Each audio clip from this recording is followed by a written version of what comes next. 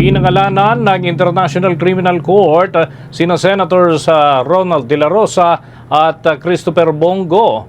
Yan ay bilang mga co-perpetrators umano sa kasong may kinalaman sa kampanya kontra sa illegal na droga ni dating Pangulong Rodrigo Duterte.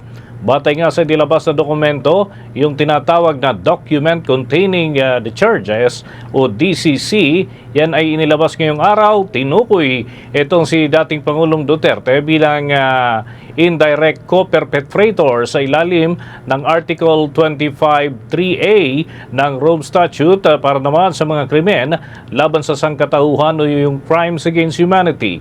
Partikular na ang mga pagpatay at attempted murder. Nakasad pa sa dokumento mga kabombo, ang mga pagpatay ay naganap umano mula 2011 hanggang 2019. Kabilang ang mga insidente sa Davao City na iniuugnay sa Davao Death Squad at mga operasyon sa ilalim ng War on Drugs campaign sa panahon ng Administrasyong Duterte. Ayon nga sa International Criminal Court, ang pagkakasama ni De La Rosa at Go doon sa naturang listahan ay dahil na rin sa kanilang naging papel sa pagpapatupad at pagsuporta sa mga pulisiya ng drug war. Kasama rin sa mga tinukoy na opisyal ng ilan pang dating miyembro ng gabinete at mga law enforcement agencies na may direktang kinalaman sa operasyon. Narito mga kabombo, mga Kastar Nation, ang iba pang mga personalidad na pinangalanan.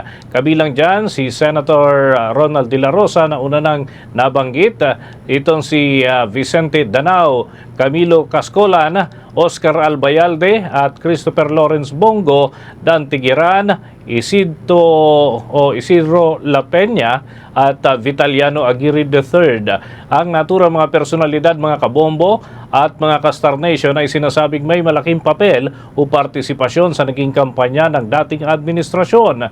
Sa kasalukuyan ay nakatakda na pag-aralan ng pre-trial chamber ang mga ebidensya upang matukoy kung uusad ang paglilitis para sa mga ito. Binigyan din naman ng international body na ang paglalabas ng dokumento ay bahagi pa rin ng transparency at para na rin ipakita ang saklaw ng pananagutan sa tinaguriang War on Drugs campaign sa Pilipinas. For the most trusted source of news and information, visit our website at www.bomboradio.com. Follow us on Bombo Radio mobile app, Facebook, YouTube, TikTok, and X, formerly Twitter.